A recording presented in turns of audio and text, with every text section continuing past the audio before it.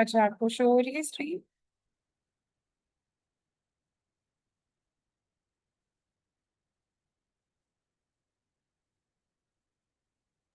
जी please, मुझे आपको आपकी ये स्क्रीन आई शो हो होप रही सो है? कि इनको भी आ रही होगी। जी जी, शो हो रही है। जी जी, ठीक हो गया। चलें, आज हमारा बेसिकली पहला लेक्चर है डेंटल अमेलगम का। कहीं पे भी आपको डिस्ट्रप्शन हो लेक्चर में तो काइंडली मुझे बता दीजिएगा, मैं उधर से रिपीट कर दूंगी। सो डेंटल अमेलगम एक रेस्टोरेटिव मटेरियल है, ठीक है, जो डेंटिस्ट्री में आज से बहुत टाइम पहले यूज होती थी और आज भी कुछ प्रैक्टिशनर इसको यूज करते हैं क्लिनिकली। हमने बेसिकली इसको थ्योरेटिकल पोर्शन में कवर करना है आपके एनएलई के सिलेबस में। ये डेंटल मटेरियल का पार्ट भी है और ये जो आपका ऑपरेटिव का पार्ट है उसमें भी इंक्लूडेड है। तो मेरी कोशिश ये है कि मैं दोनों को मर्ज करके पढ़ाऊँ, दोनों पार्ट्स को सेपरेट ना पढ़ाऊँ, क्योंकि थ्योरेटिकल वे में दोनों चीजें सेम है, ठीक है। हम क्लिनिकली सिर्फ अलग से ऑपरेटिव का पार्ट अमेरिकम के लिए कैविटी डिजाइन वो अलग से पढ़ेंगे। आई होप कुछ थोड़ा बहुत आप लोग इन टर्म से वाकिफ होंगे। स्टार्ट करते हैं। Dental amalgam basically, dental amalgam एक रेस्टोरेटिव मटेरियल है जो अमेलगमेशन प्रोसेस से बनता है। Amalgamation technically means mixing N alloy of mercury with any other metal. अब जो बात यहाँ पे मरकरी की है तो इसका मतलब स्पेसिफिकली इसमें मरकरी पाया जाता है, इसके अलावा बाकी कुछ मेटल्स पाए जाते हैं। हमने उनको आगे देखना है कि कौन सा किस अमाउंट में पाया जाएगा, ठीक है। मेजरली जो अमेलगम है वो मरकरी से ही बना हुआ है। मरकरी लिक्विड फॉर्म में हमारे पास अवेलेबल होती है, ठीक है। और जो बाकी एलॉयज होते हैं मेटल के जो भी हैं वो सब पाउडर्ड फॉर्म में होते हैं। इन सबको मिक्स करते हैं और हमारे पास अमेलगम एक सॉलिड शेप में आ जाती है, जिसको स्क्वीज आउट करके हम आगे क्लिनिकली यूज कर रहे होते हैं। तो इंट्रोडक्शन इसका स्टार्ट करते हैं।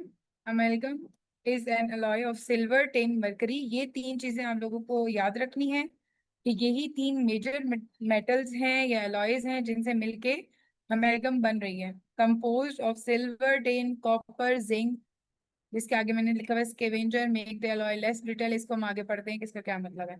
Mercury, copper and trace element. तो आपको तीन चार चीजें जो जेन में रखनी है वो अमेलगम का यही है कि सिल्वर, टिन, कॉपर, मरकरी और जिंक, ये मेजर मेटल्स हैं जो अमेलगम को बनाते हैं। एक पिक्चर आपके सामने शो हो रही होगी जिसमें अमाउंट लिखी हुई है अमेलगम का कंटेंट। मरकरी देख लें, 50% अराउंड अबाउट मरकरी पाया जाता है। बाकी फिर सिल्वर ने कंटेंट लिया हुआ है, फिर टिन है, फिर कॉपर और कुछ अमाउंट में जिंक पाया जाता है।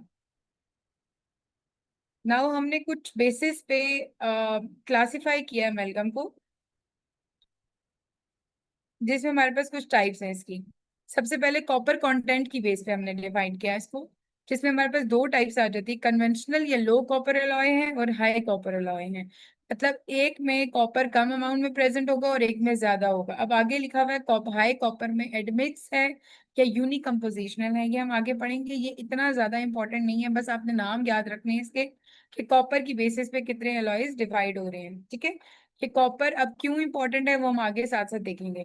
Based on amalgam alloy particle geometry and size. अब मतलब अमेलगम के अंदर जो डिफरेंट अलॉय के पार्टिकल्स हैं जैसे मरकरी, टेन, इनके जो पार्टिकल्स हैं, इनकी ज्योमेट्री और इनके साइज, मतलब ये किस शेप का है, ये स्फेरिकल है, ये स्क्वायरिश है, ये रेक्टेंगुलर है, ये ट्रायंगुलर है, किस शेप का है, उस शेप के बेसिस पे हमने फर्दर इसको तीन बेसिस पे डिवाइड कर दिया, ठीक है। सबसे पहला है लैथ कट अलॉय आ जाते हैं, फिर स्फेरिकल है और फिर एडमिक्स है।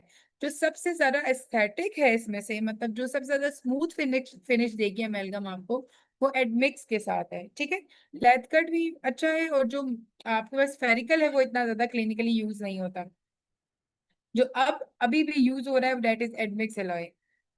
थर्ड क्लासिफिकेशन हमारे पास है based on zinc content. Zinc content में आपके पास जिंक कंटेनिंग है और जिंक फ्री है। अब वही बात है, जब मैंने बताया था जिंक बिल्कुल ट्रेस एलिमेंट के तौर पे पाया जाता है, लेकिन इसको मेंशन करना क्यों जरूरी है वो हम नेक्स्ट स्लाइड में आगे पढ़ेंगे। और आगे न्यू अमेलगम एलॉयज है जिनके कुछ नाम इतने ज्यादा इन्होंने नहीं दिए और ना इतने मेंशन करने की जरूरत है, बिकॉज आजकल के दौर में ये जो रेस्टोरेशन है ये क्लिनिकल प्रैक्टिस में बहुत कम हो गया है। बट जहाँ पे रिमोट एरियाज हैं वहां पे हमें जरूरत है इंडस्ट्रिएशन की। तो पीपल जो भी पेशेंट्स हैं वो अफोर्ड नहीं कर सकते, कुछ और रीजंस होती हैं। फॉर एग्जांपल एक जनरलाइज सा व्यू देने के लिए, डिफरेंट रेस्टोरेशन हैं जिसमें मेजरली हम अमेलगम और कंपोजिट को कवर करते हैं, ठीक है। ये एक टूथ कलर रेस्टोरेशन बोलते हैं और एक वो रेस्टोरेशन हम बोलते हैं जो ग्रे शेड में, जो कि अमेलगम होती है।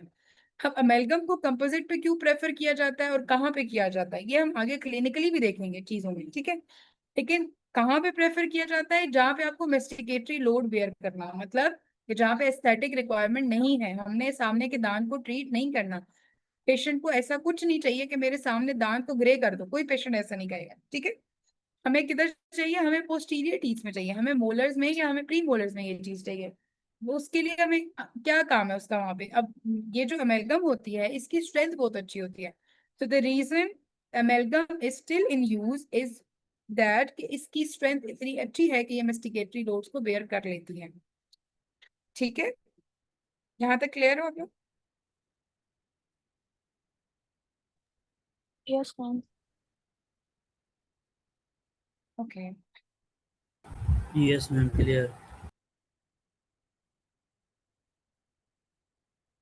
ठीक है। जो दूसरा स्टूडेंट आया है काइंडली अपना नेम बता दे मुझे। आमिर हुसैन। आमिर हुसैन, ओके। ठीक है आमिर, हम अमेलगम कवर कर रहे हैं। आई होप आप स्टार्ट से ही हमारे साथ होंगे। सॉरी मैंने ध्यान नहीं दिया बिल्कुल भी। हम अमेलगम कवर कर रहे हैं। रेस्टोरेटिव मटेरियल में से ऑपरेटिव और जो डेंटल मटेरियल है दोनों का पार्ट है ये, ठीक है।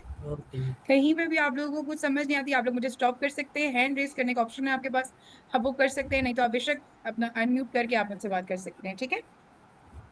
Okay. Shall we go further? Yes. Okay. Now ये जो हमने क्लासिफिकेशन पढ़ी है इतनी ज्यादा, कॉपर की बेस पे, अमेलगम एलॉय की पार्टिकल ज्योमेट्री की बेस पे, जिंक की बेस पे, इन तीनों क्लासिफिकेशन को इन डिटेल पढ़ने लगे हैं हम, ठीक है। इन डिटेल पढ़ने का क्या मकसद है, अब वही बात है, इसमें से एमसीक्यूज आएंगे, ठीक है। तो आपको बेसिस पता हो, जब बेसिस ही नहीं पता होगी तो आपको रट्टा नहीं लगाया जाएगा।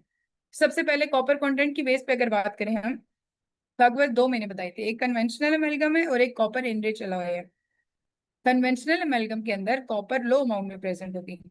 तो आपने इसके अंदर मेजरली क्या देखना है कि आपके पास कॉपर कितने अमाउंट में present, okay, less than 6% present है, ठीक है। बाकी आप लोग अपनी मेमोरी के हिसाब से याद कर सकते हैं, बट इंशाल्लाह इसमें से कोई एमसीक्यूज इस तरह से बाकी कंटेंट की बेस पे नहीं आएगा।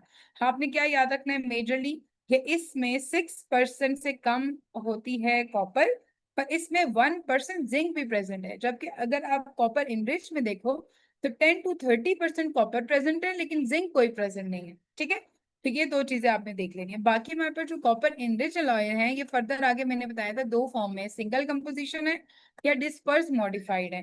तो सिंगल कंपोजिशन का मतलब है कि कॉपर सिंगली ऐड किया जाता है, मतलब सिंगल कॉपर को, उसके साथ कोई अलॉय नहीं होता, कोई चीज जुड़ी नहीं होती। सिंपल कॉपर को उठाया जाता है और उसको ऐड किया जाता है और हाई मेल्टिंग स्टेज पे उसको अमेलगम में मतलब मरकरी के साथ मिक्स किया जाता है। पर जो डिस्पर्जन मॉडिफाइड है उसमें आपके पास कॉपर सिंगली नहीं उठाया जाता, कॉपर का अलॉय उठाया जाता है। मतलब या तो सिल्वर कॉपर की फॉर्म में होगा या कोई भी कॉपर का किसी भी चीज के साथ अलॉय जो बना हो उसकी फॉर्म में होगा। रेशियो आपके पास है फॉर एग्जाम्पल 72:28 या 12% कॉपर इसमें डिस्पर्जन मॉडिफाइड में यूज होता है, ठीक है। तो आपको जहां पे भी ये कुछ अगर आप कॉपर की बात कर रहे हो तो उसकी परसेंटेजेस आपको याद रखनी है, क्योंकि यहाँ से आपका एमसीक्यू कवर होगा। नाउ हमारे पास आ जाता है पार्टिकल ज्योमेट्री की बेस पे। लैथ कट है, स्फेरिकल है और एडमिक्स है। लैथ कट क्या है, ये इरेगुलर शेप्ड है, require more mercury, require more condensation. अब आप मुझे खुद बताओ कि एक चीज जो इरेगुलर है उसको स्मूथ आउट करने के लिए हमें कितना लिक्विड डालना पड़ेगा। अब एग्जाम्पल में दे देती हूँ, सिंपल किस्म की, फॉर एग्जाम्पल कि आपके पास कोई शुगर क्रिस्टल्स हैं, ठीक है। शुगर क्रिस्टल्स अगर आपके पास बड़े बड़े क्रिस्टल्स है और पाउडर्ड फॉर्म में नहीं है, तो आपने पानी में उसको मिक्स करना है, तो आपको कितना ज्यादा लिक्विड चाहिए होगा। लेकिन आप वही चीज इमेजिन करो कि एक पाउडर्ड शुगर पड़ी है आपके पास, तो आप ड्रॉप ड्रॉप करके भी वाटर डालोगे तो वो फौरन मिक्स होती जाएगी, इवन आपको स्टिर करने की भी जरूरत नहीं होगी। ऐसे ही है ना। तो इसी तरह से लैथ कट में भी यही है कि आपके पास मरकरी अमाउंट आपको ज्यादा चाहिए होगी। और इसी तरह से कंडेंसेशन, कंडेंसेशन क्या चीज होती है, ये स्टेप्स ऑफ अमेलगम प्रेपरेशन है, ठीक है। हमारे पास इंस्ट्रूमेंट, आप लोगों ने, I hope all of you guys are aware of all these instruments. तो हैंड इंस्ट्रूमेंट आपके पास जनरलाइज ऑपरेटिव में यूज होते हैं, हम आगे बेशक उसको भी कवर कर लेंगे। कंडेंसर एक होता है, कंडेंसर की मदद से हम कंडेंसेशन करते हैं। कंडेंस करना किसी चीज को कैविटी के अंदर इंडल्ज करना, फोर्सफुली इनबिल्ट करना ताकि वो वहीं रुक जाए। ठीक है, इस तरह करके हमने इनको करना है। अब जब मैंने बात की लैथ कट, अगर मैं बोलूं लैथ कट क्यों नहीं अच्छा, आपसे सवाल होगा कि क्या लैथ कट यूज करना चाहिए? नहीं करना चाहिए। क्यों नहीं करना चाहिए? क्योंकि इसमें मरकरी ज्यादा है। तो क्या हम मरकरी ज्यादा यूज कर सकते हैं? नहीं। Answer is no, mercury is toxic. आप लोगों ने बड़ी कॉमन लाइन आई होप पढ़ी हो, why mercury, increase amount of mercury causes its toxicity. क्यों? अब ये क्यों का जवाब भी हमें इसी स्लाइड के अंदर मिल जाएगा। ठीक है, तो आपको अभी से यहाँ से की जो टेक होम मैसेज मिल गया वो क्या, कि मरकरी ज्यादा करने से हमारे पास टॉक्सिसिटी हो सकती है। नेक्स्ट इज स्फेरिकल एलॉय होते हैं, जो कि जिधर आपको लिटिल कंडेंसेशन की जरूरत होती है। जब कंडेंसेशन कम है तो इसका मतलब उधर तो अमाउंट ऑफ मरकरी में हमें कम चाहिए होगा, इसका मतलब ये लैथ कट से थोड़े बेहतर है। और एडमिक्स क्या है, इन दोनों का कंबाइंड एडवांटेज। अब दोनों के अंदर अपनी अपनी प्रॉब्लम्स और अपने अपने एडवांटेजेस हैं। फॉर एग्जांपल लैथ कट क्या है, इरेगुलर शेप है, तो मतलब वो अच्छी फिनिश नहीं देगा, लेकिन स्फेरिकल अच्छी फिनिश देगा। ठीक है, तो इस तरह दोनों के डिसएडवांटेज भी हैं और एडवांटेजेस भी हैं।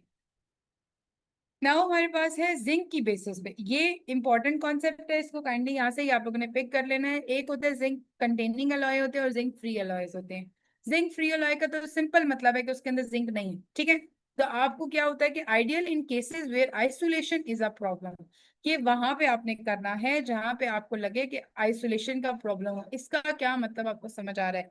कि इसका मतलब ये है कि जिंक अगर जहां पे होगा जिस भी चीज में, अगर उसके साथ वाटर का टच हो गया या वाटर कांटेक्ट में आ गया, तो वहां पे प्रॉब्लम हो जाती है। ठीक है, तो ये हमने क्यों लिखा जिंक फ्री, मतलब नो जिंक, उसके अंदर जिंक नहीं है।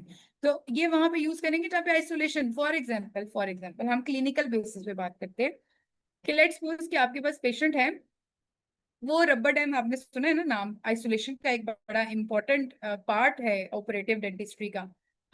रबर डैम एप्लीकेशन, ठीक है, रबर डैम पेशेंट नहीं लगाने जा रहा। आप रबर डैम नहीं लगा रहे, आप सलाइवा को कंटेमिनेट करने से उस जगह पे कैविटी को फॉर एग्जांपल या आपके मटेरियल को आप नहीं रोक सकते। आप उधर से नहीं बचा सक रहे कि आपका जो मटेरियल है अमेलगम फॉर एग्जांपल, वो सलाइवा या कोई भी वाटरी कंटेंट के साथ ना आए कांटेक्ट में। तो इसका मतलब आप वहां पे कौन सा अलॉय यूज करेंगे उसके, जो जिंक फ्री होगा। ठीक है, सिंपल एग्जांपल के साथ चलते हैं। फिर जिंक कंटेनिंग अलॉय, अब अगर इतना ही प्रॉब्लम है जिंक के साथ तो हम जिंक डाल ही क्यों रहे हैं? पहली बात, गाइस एक मिनट मुझे दें।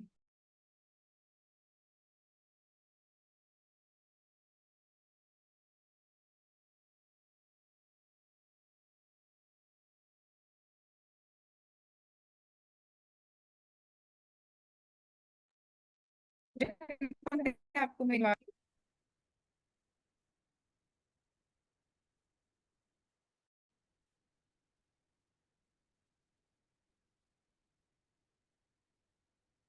M I Audible?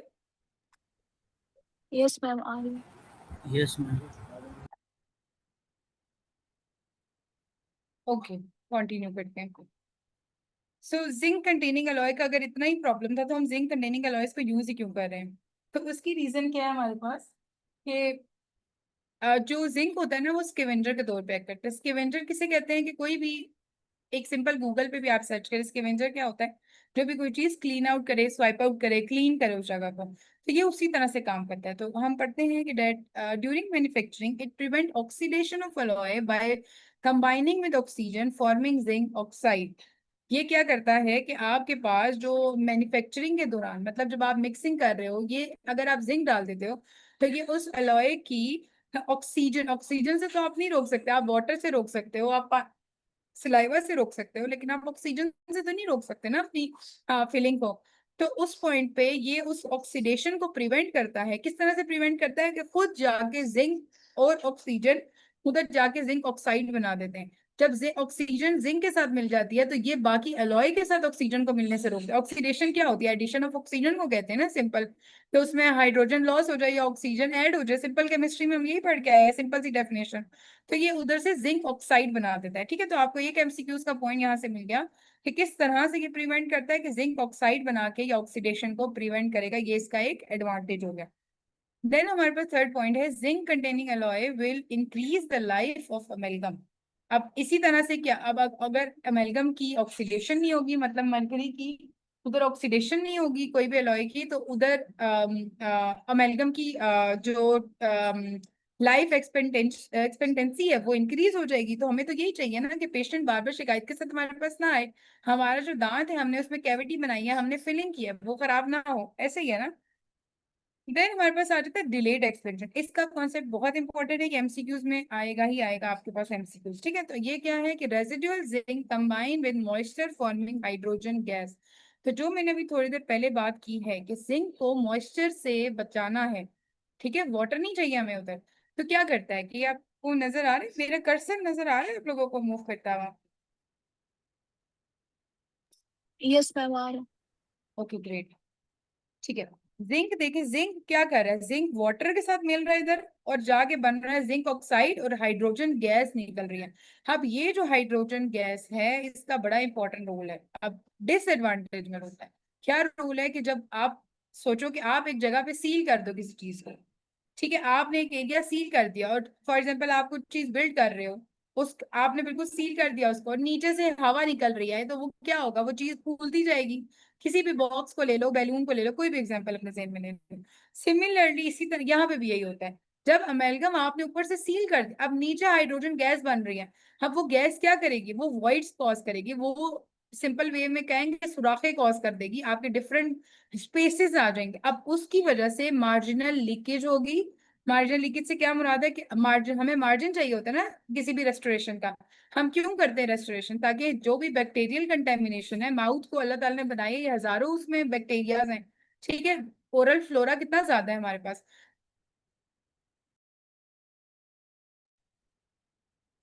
तो ओरल फ्लोरा इतना ज्यादा है, अब उसमें से कंटेमिनेशन तो अंदर जाएगी। तो हमने फिलिंग करने का मकसद ही है कि हमारे पल्प तक बैक्टीरिया ना इंग्रेस करे।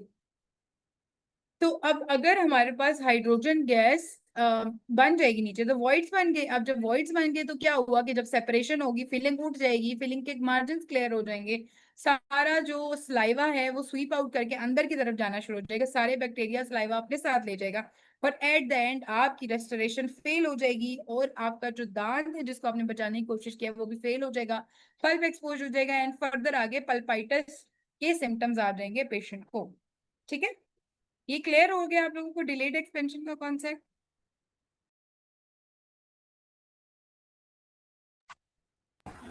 जी मैम।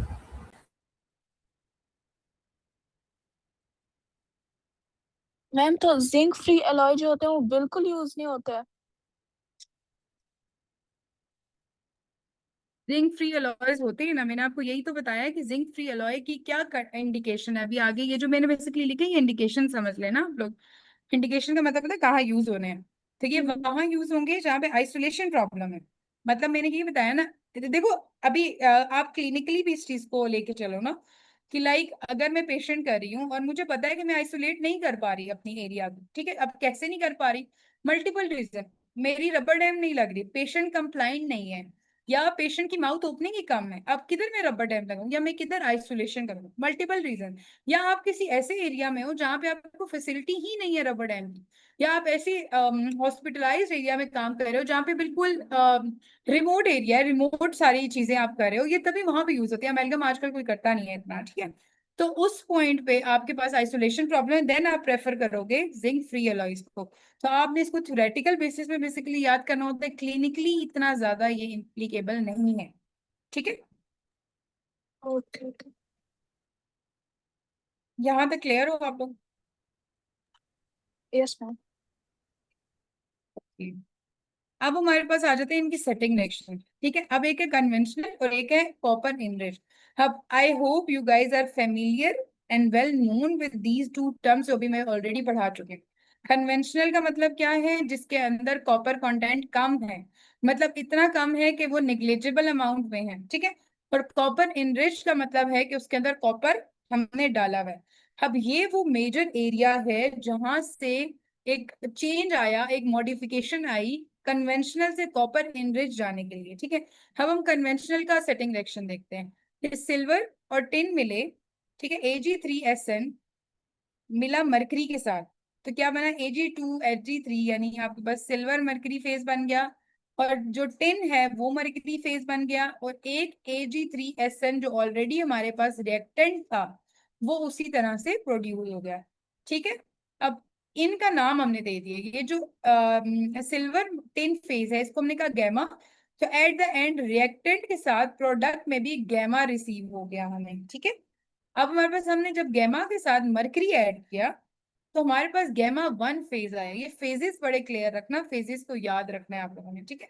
गैमा कौन सा फेज है, गैमा 2 कौन सा है और गैमा 1 कौन सा है, ये याद रखने हैं नाम तो अच्छे से। तो इसलिए आपको रिएक्शन याद होना जरूरी है इसके लिए, ठीक है। तो हमारे पास गैमा 1 जब बना, गैमा 1 क्या है, किसका फेज है, हमारे पास सिल्वर और मरकरी फेज है, ये फेज है। और जो गैमा 2 फेज है ये किसका है, टिन और मरकरी फेज है। ये एक्स का मतलब है कि अमाउंट ऑफ टिन डिफर कर सकता है, मतलब रेशियोज की फॉर्म में, ठीक है। और गैमा रिसीवर, ये एक कन्वेंशनल सेटिंग रिएक्शन है अमेलगम का। अब हमने इसको क्या प्रॉब्लम आई इसमें ऐसी कि हमने कॉपर इनरिच निकाले। अब और से देखो, मैं आपको बताती हूँ। ये जो गैमा 2 है ना, ये कल्प्रिट है हमारे पास, ठीक है। गैमा 2 कौन सा है, टेन मरकरी फेज।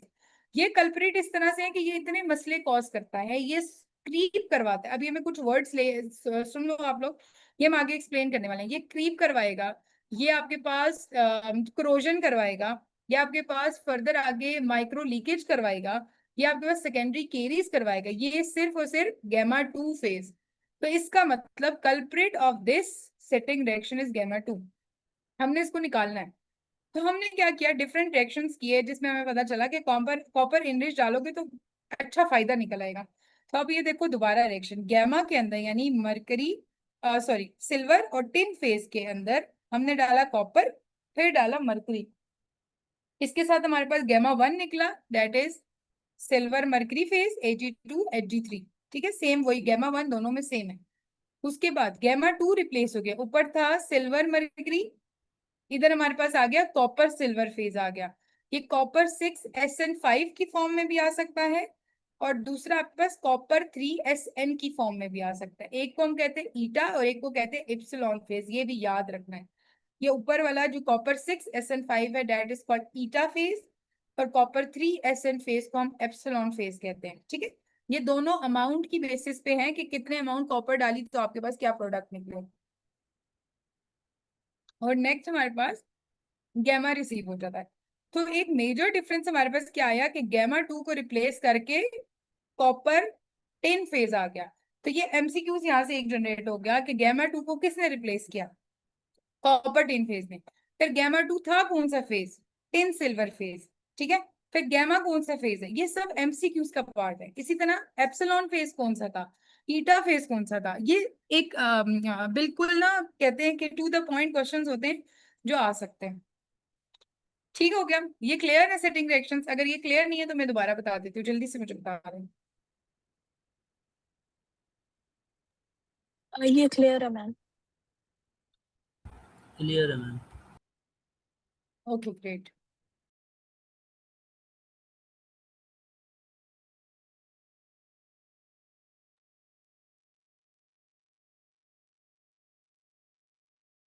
ओके अब हमने क्या किया कि बेसिकली हमने पढ़ लिया सब, बेसिक बेसिक सब पढ़ लिया। अब हमने कुछ स्ट्रेंथ्स डिस्कस करनी है, अमेलगम की स्ट्रेंथ्स डिस्कस करनी है, प्रॉपर्टीज बेसिकली, ठीक है। अब प्रॉपर्टीज में सबसे पहले हमने स्ट्रेंथ की बात करनी है, फिर थर्मल एक्सपेंशन की बात करनी है, फिर थर्मल स्टेबिलिटी की बात करनी है, फिर क्रीप की बात करनी है, टार्निश और क्रोजन की बात करनी है। तो इसमें से जो सबसे इम्पोर्टेंट है वो ये है जिसमें से एमसीक्यूज आता है, स्ट्रेंथ में से एमसीक्यूज आता है, क्रोजन में से एमसीक्यूज आता है, ठीक है। हम बारी बारी इन सबको देखते जाते हैं। स्ट्रेंथ क्या होती है कि increase slowly up to 24 hours, तो ये एक एमसीक्यूज आपका यहाँ से क्लियर हो गया। ये मैं बता रही हूँ, जब हम एमसीक्यूज की प्रैक्टिस करेंगे तो यही एमसीक्यूज होंगे, इसी तरह से आपकी प्रैक्टिस होगी। तो इसको साथ साथ बेशक नोट डाउन करना चाहते हैं आप लोग कर लें, स्लाइड प्रोवाइड में कर दूंगी साथ साथ, तो आप लोगों के लिए इजी हो जाएगा, ठीक है। अच्छा ये 24 आवर्स तक होता है, मतलब जब हम पेशेंट को अमेलगम की फिलिंग करके भेजते हैं तो हम पेशेंट को कहते हैं कि आपने 24 घंटे तक उस जगह से खाना नहीं है और अगले 24 घंटे तक उधर आपने कोई भी जोर नहीं देना किसी चीज या खुद से खुरचने की कोशिश नहीं करनी। 24 आवर्स बाद ये इतनी ज्यादा सख्त हो जाती है कि खाने से भी नहीं निकलेगी, ठीक है। इसके अलावा हमें क्या पता चला कि स्ट्रेंथ में स्फेरिकल और कॉपर इनरिच कन्वेंशनल और लैथ कट से ज्यादा है, ठीक है। दो अलग अलग हैं, सॉरी मैंने साथ लिख दिया, दो अलग अलग है। स्फेरिकल लैथ से ज्यादा अच्छा है स्ट्रेंथ में और कॉपर इनरिच कन्वेंशनल से ज्यादा अच्छा है। फिर फाइन ग्रेड लैथ कट जो है वो कोर्स ग्रेन से ज्यादा अच्छा है। मैंने क्या बताया था, लैथ कट क्या होता है, इरेगुलर शेप होता है, ठीक है। आप ये समझो कि एक जो शुगर पार्टिकल्स हैं वो बड़े बड़े क्रिस्टल्स हैं, और एक वो शुगर है जो क्रिस्टल है बट फाइन क्रिस्टल है, और एक शुगर होती है जो पाउडर्ड फॉर्म में होती है, ठीक है। तो ये जो फाइन ग्रेडेड जो लैथ कट आपके पास शुगर है, लेट्स सपोज, वो ज्यादा अच्छी है जो बड़े बड़े क्रिस्टल से, ठीक है। ये आपको एक स्ट्रेंथ का पता चल गया। फिर कंप्रेसिव स्ट्रेंथ, टेंसाइल स्ट्रेंथ, ये आपके पास कंफर्म एमसीक्यूज है, इसको अच्छे से रट लो दिमाग के अंदर, ठीक है। कि टेंसाइल स्ट्रेंथ इसकी बहुत खराब है, कि आप इसी वजह से इसको थिन सेक्शनिंग में नहीं लगा सकते। आप लोगों ने सुना तो होगा ना अमेलगम का, कि अमेलगम के लिए स्पेसिफिक डेप्थ चाहिए होती है कैविटी की, that is 1.5 to 2 mm ideally, ठीक है। ये आपको चाहिए होती है। ये क्यों चाहिए होती है? थिन सेक्शनिंग में हम अमेलगम क्यों नहीं लगा सकते? क्यों? क्योंकि उसकी टेंसाइल स्ट्रेंथ इतनी खराब है, इतनी कम है, कि जब जैसे ही आपने कोई भी थिन सेक्शन पे लगा दिया उसको, रफ एरिया है, या आप पिट्स एंड फिशर में क्यों नहीं करते, ठीक है। ये भी एक सवाल है, पिट्स एंड फिशर में क्या आप अमेलगम कर सकते? नहीं कर सकते। क्यों नहीं कर सकते? क्योंकि उसके अंदर आपकी डेप्थ नहीं अचीव होती। जब डेप्थ नहीं अचीव होगी, टेंसाइल स्ट्रेंथ कम होगी, वो ऑलरेडी ब्रेक कर जाएगा, वही फ्रैक्चर हो जाएगा, माइक्रो लीकेज होगी, और फर्दर आगे सारा सीक्वेंस चल पड़ेगा जो हम आगे पढ़ेंगे, ठीक है। तो इसकी कंप्रेसिव स्ट्रेंथ ज्यादा अच्छी है। फिर आपके पास है वीक इन थिन सेक्शंस, ये मैं ऑलरेडी डिस्कस कर चुकी हूँ। नेक्स्ट हमारे पास प्रॉपर्टी है इसकी कोफिशिएंट ऑफ थर्मल एक्सपेंशन। यहाँ से एमसीक्यूज के लिए रट्टा लगाना है आपने, कि 2.5 टाइम्स ग्रेटर होती है than the tooth structure causing percolation. Percolation का क्या मतलब होता है? Protrusion of filling from the cavity, and contraction यानी माइक्रो लीकेज। इसका क्या मतलब होता है कि अभी मैं आपको समझाती हूँ। आप लोगों को आई होप ये कॉन्सेप्ट हो आप लोगों का, एक जनरलाइज था, फिजिक्स में पढ़ा था हमने जब हम पढ़ते थे फिजिक्स एफएससी में। क्या कॉन्सेप्ट था कि जब भी किसी चीज पे कोल्ड कोई चीज लगती है, यानी मौसम को देख लो, मौसम ठंडा होता है तो सब चीजें श्रिंक कर जाती हैं, कॉन्ट्रैक्ट हो जाती हैं, और जब भी उसको हॉट एनवायरनमेंट मिलता है देन इट्स एक्सपैंड। ये बड़ी जनरलाइज थी, जिसमें हमने, आप लोगों को पता नहीं याद होगा कि नहीं, बट हमने फिजिक्स में वायरिंग को पढ़ा था, कि वायर जो बिजली की तारें बनाई जाती हैं ये क्यों लूज बनाई जाती हैं, ताकि सर्दियों में जब वो कॉन्ट्रैक्ट करें तो वो टूट ना जाए, वो कॉन्ट्रैक्ट करके भी सीधी हो जाए, और गर्मियों में वो लूज होके वापस अपनी जगह पे आ जाए, ठीक है। तो यही कॉन्सेप्ट हम दोबारा यहीं पे अमेलगम, जो पर्कुलेशन का मतलब है वो यही है कि थर्मल एक्सपेंशन क्यों होती है इसमें, कोफिशिएंट ऑफ थर्मल एक्सपेंशन दान से 2.5 टाइम इसका ज्यादा है। क्या होता है थर्मल? थर्मल थर्मल क्या मतलब? कोई गर्म चीज, ठीक है, गर्म या ठंडी कोई भी, मतलब टेम्परेचर सेंसेशन। आपने ऐसी फीलिंग मुंह के अंदर लगानी है कि पेशेंट जब कोई ठंडा गर्म खाए तो उसको फील, उसको पता चले कि उसका असली दांत है, ये ना हो कि कुछ और हो। लेट्स सपोज उसका कोई इंटीरियर दांत है, आपने कोई फीलिंग कर दी। और वैसे तो अल्लाह ताला ने इतने अच्छा मैकेनिज्म हमारा बनाया हुआ है कि हमारे लिप्स, टंग, सब सब ये टैक्टाइल सेंसेशन बताती है हमें, ठीक है। लेकिन हम स्पेसिफिकली अगर टूथ की बात करें तो ऐसी कोई फीलिंग है जो हमें पता ही नहीं रही ठंडा गर्म हम क्या खा रहे हैं। तो आप खुद सोचो कि दांत के ऊपर सबसे पहले हर चीज के, आप चाय पी रहे हो तो कहाँ टच हो रही है? होंठ के बाद दांत पे टच हो रही है, ठीक है, फिर जुबान पे टच हो रही है। तो अगर दांत आपको सेंसेशन ही नहीं दे रही, ब्रेन तक मैसेज ही नहीं पहुंचा रहे, और आप गरम गरम चीज मुंह में डाल लेते हो, तो क्या होगा? जल जाएगी, जुबान जल जाएगी, ठीक है। इसी तरह ठंडी चीज लगा दो तो बाकी दांत आपके खराब हो गए, ठंड सेंसिटिविटी हो जाएगी पेशेंट को।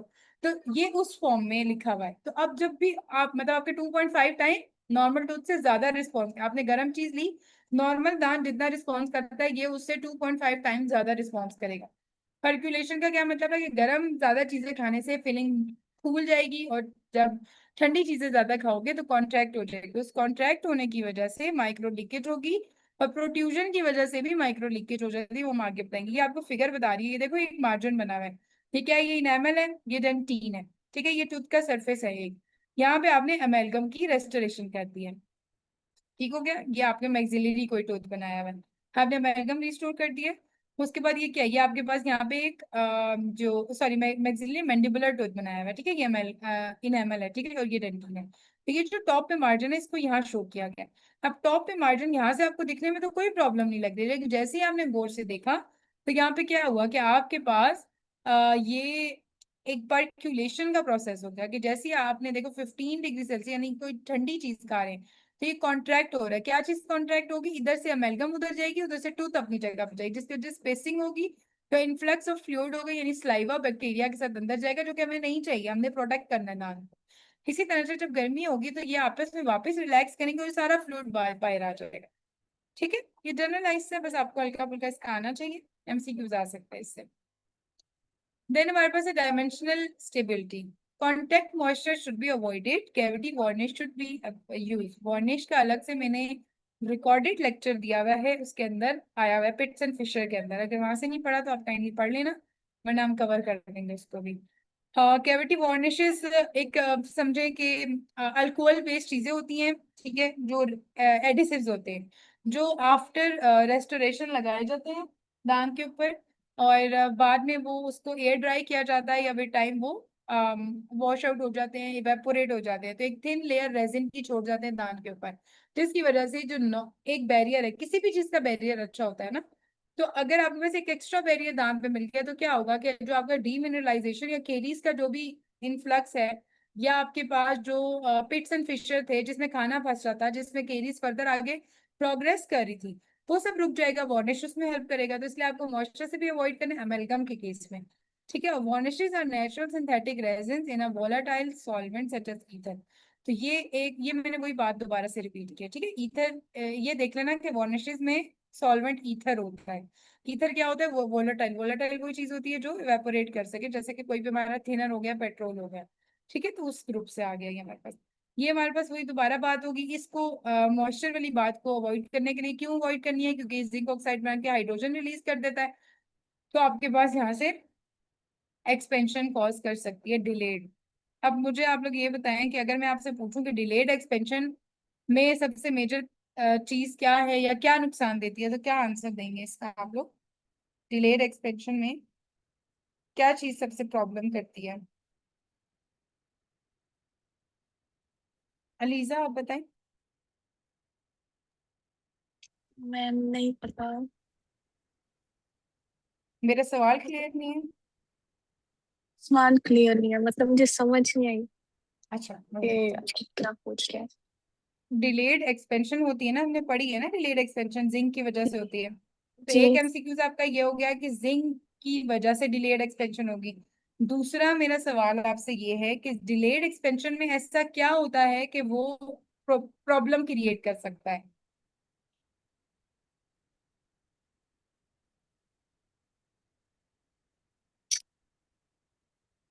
अच्छा चलो मैं बता देती हूँ, नो वरीज। डिलेड एक्सपेंशन में मैंने यही बताया ना, हाइड्रोजन गैस रिलीज होती है जो वॉइड्स बना देती है, क्या आंसर है इसका?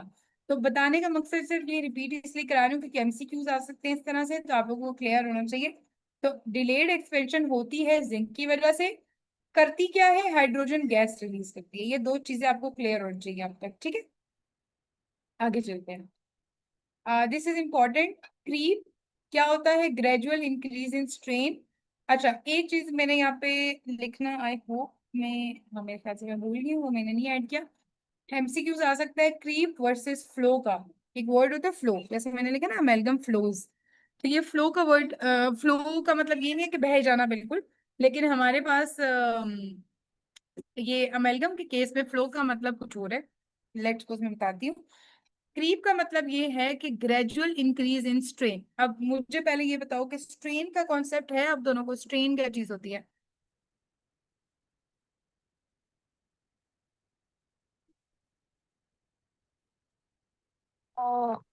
क्रीप का मैंने ये पढ़ा था कि ग्रेजुअली डिस्टॉर्शन, डिफॉर्मेशन होती है टूथ की, लाइक आहिस्ता आहिस्ता घुरना शुरू हो एग्जैक्टली। जाता, ब्रिटलनेस कह सकते हैं, आई थिंक। हाँ, ठीक होगा। अच्छा, ये मैं बता दूं एक चीज यहाँ से मैं आपको थोड़ा सा करूंगी कि दांत नहीं ग्रेजुअली डिक्रीज करता या भूरता या ब्रिटल होता, हम फिलिंग की बात करें यहाँ पे बेसिकली, ठीक है। तो ये जो हम क्रीम का कॉन्सेप्ट ले रहे हैं, ये हम रेस्टोरेशन के बताएं, यानी अमेलगम के बारे में पढ़े हैं हम, प्रॉपर्टीज अमेलगम की पढ़े हैं ना, तो आपने तो अमेलगम से अमेलगम की डिफॉर्मेशन ग्रेजुअली, हाँ मैं एग्जैक्टली ये कहना अभी। चाह रही हाँ हाँ, मैं समझ थैंक यू सो मच। अच्छा, अब क्रीप की आपको जनरलाइज डेफिनेशन यही आनी चाहिए क्या, कि ग्रेजुअल इंक्रीज इन स्ट्रेन या gradual change in its shape. Word क्या इंपॉर्टेंट है? ग्रेजुअल। ग्रेजुअल को क्यों मैं एम्फोसाइज कर रही हूँ बार बार? क्योंकि फ्लो और क्रीप में मेजर डिफरेंस ही इस ग्रेजुअल वर्ड का है, कि अगर स्ट्रेन इंक्रीज जो आ रही है स्ट्रेन में, ये जल्दी हो जाएगी, मतलब ग्रेजुअल ना हो, फास्ट हो जाए तो वो फ्लो हो जाएगा, ठीक है। और अगर यही चेन स्लो हो जाएगी, ग्रेजुअल हो जाए, दैट इज क्रीप। अभी जो मैं बार बार स्ट्रेन का वर्ड यूज कर रही हूँ, स्ट्रेन क्या होता है? हमने ये भी फिजिक्स में ही पढ़ा है, हमारे पास जो भी ये अब डेंटिस्ट्री भी है, इसमें सारे जो बाकी कॉन्सेप्ट है ना वो सब इंक्लूड हो जाते हैं। तो स्ट्रेन हम उधर से पढ़ के आए थे, जिसमें हमने ये पढ़ा था स्ट्रेस की वजह से स्ट्रेन हो जाता है। स्ट्रेस होता है किसी चीज पे फोर्स लगाना, प्रेशर लगाना, उस प्रेशर की वजह से जो उस चीज के अंदर चेंज आता है उसको हम स्ट्रेन कहते हैं, सिंपल वर्ड्स में, ठीक है। The change that is cause due to stress is called strain. अब अगर आपको याद हो तो हमने वो यंग मॉड्यूलस पढ़ा था, फिजिक्स में ही कहीं पढ़ा था। खैर आप सेकेंड ईयर डीएम में भी कवर करके आए हैं ये चीज, बट हम आगे पढ़ेंगे वो भी क्लियर हो जाएगा। तो यंग्स मॉड्यूलस ही ये था कि स्ट्रेस बाय स्ट्रेन, तो वहां पे भी ये चीज आ जाती है। तो अभी फिलहाल हम फोकस करेंगे स्ट्रेन पे, तो ग्रेजुअल इंक्रीज इन स्ट्रेन को हम कहेंगे यानी डिफॉर्मेशन, सिंपल। जो ग्रेजुअली डिफॉर्मेट करेगा उसको हम क्रीप कहेंगे, और अगर वो जल्दी कर जाएगा तो उसको हम फ्लो कहेंगे। तो अमेल्गम डिचिंग कॉज कर देती है। अब ये देखो कि ये क्रीप किसकी वजह से होता है, तो यहाँ से एमसीक्यूज कंफर्म्ड एक आ गया, किस फेज की वजह से क्रीप होता है या होती है, दैट इज गैमा 2 फेज, ठीक है, जो कि टिन मरकरी फेज है। तो यहाँ से हमें पता चला कि कल्परिट हमने इसको क्यों कहा था। अब अमेल्गम डिचिंग कर देती है। अब और से इसका कॉन्सेप्ट समझना, बाकी तो मैंने लिखा हुआ है, आप लोग पढ़ भी लीजिएगा, मैं कॉन्सेप्ट समझा देती हूँ। अमेल्गम डिचिंग किस तरह से होती है, आपने अमेल्गम रेस्टोरेशन कर दी, ठीक है। अब ओवर द टाइम वो 24 आवर्स में सही भी हो गई। अब विद टाइम क्या हुआ, गैमा 2, अगर मैं कन्वेंशनल यूज कर रही हूँ कॉपर के साथ, ठीक है, गैमा 2 फेज ने क्या किया कि उसके अंदर क्योंकि कॉपर नहीं था, तो वो क्या करेगा, गैमा 2 फेज उसके अंदर चेंजिंग लेके आएगा। चेंजिंग में क्या करेगा कि वो या तो थोड़ी सी एक्सपैंड हो जाएगा या श्रिंक कर जाएगा, उसकी वजह से अमेल्गम डिचिंग बन जाएगी। डिच मतलब कोई छोटा सा खड्डा जिसे बोलते हैं, ठीक है। जैसे ही वो डिच बनी, साथ ही बैक्टीरिया को इंग्रेस मिल गया, बैक्टीरिया को पाथवे मिल गया, रास्ता मिल गया दांत के अंदर जाने का। बैक्टीरिया तो ओरल कैविटी में है ही इतना ज्यादा, वो तो रास्ता ढूंढ रहा है अंदर जाने के लिए, ठीक है, जहां से मैं दांत को खराब कर सकूं। तो जैसे ही डिचिंग हुई, साथ ही पाथवे बना, उसने करते करते करते वो नीचे तक पहुंच गया और वहां पे सेकेंडरी केरीज कॉज कर दी। दो वर्ड्स होते हैं, एक होता है प्राइमरी केरीज, एक होता है सेकेंडरी केरीज। प्राइमरी केरीज किसे कहते हैं, जो सबसे पहले केरीज होती है। सेकेंडरी केरीज कहते हैं कि आपने केरीज हटा दी, but after some time patient दोबारा उस चीज के साथ रिपोर्ट करे, इसका मतलब वो अब सेकेंडरी केरीज के साथ है, ठीक है। तो अब उस पॉइंट पे सेकेंडरी केरीज हो रही है पेशेंट को। तो दैट इज कि आपने एक पूरा एक चार्ट, एक पूरा पाथवे बना दिया उसके लिए। ये हम नहीं बना रहे, मतलब क्रीप की मैं बात कर रही हूँ, ठीक है, गैमा 2 ने बना दिया, तो अमेल्गम डिचिंग कॉज कर दिया। अब आप आगे देखिए, मैंने यही लिखा कि amalgam undergo creep when subjected to dynamic intraoral stresses. अब ये एक चीज मैंने मिस कर दी, ये जो क्रीप के अंदर क्रीप होता क्यों है, क्योंकि स्ट्रेसेस आते हैं, क्योंकि स्ट्रेन की बात हमने की थी ना कि क्यों आ रहे हैं। मेस्टिकेटरी लोड उधर होता है, क्योंकि हम ज्यादातर अमेल्गम को पोस्टीरियर्स में करते हैं, पोस्टीरियर के ऊपर मेस्टिकेशन का सबसे बड़ा लोड है। तो जब बार बार आपके पास मेस्टिकेशन होती है तो वो कंप्रेस होती जाती है, ठीक है। हमने क्या बताया कि उसकी कंप्रेसिव स्ट्रेंथ बहुत अच्छी है, यही बोला था, इसका मतलब वो कंप्रेस बहुत ज्यादा हो गया अमेल्गम। तो जब वो कंप्रेस होती जाएगी विद द टाइम, तो उसके बाद उसके अंदर डायनामिक चेंजेस आ जाएंगे, डिचिंग कहीं पे बन जाएगी। अगर फॉर एग्जांपल कोई दांत ओक्लूजन में खराब है, क्या आपने फिलिंग इस तरह से कर दी। अभी मैं क्लिनिकल इतने कोरिलेट नहीं कर पा रही, नेक्स्ट इंशाल्लाह मैं स्लाइड्स डालूंगी क्लिनिकल की भी, क्लिनिकली।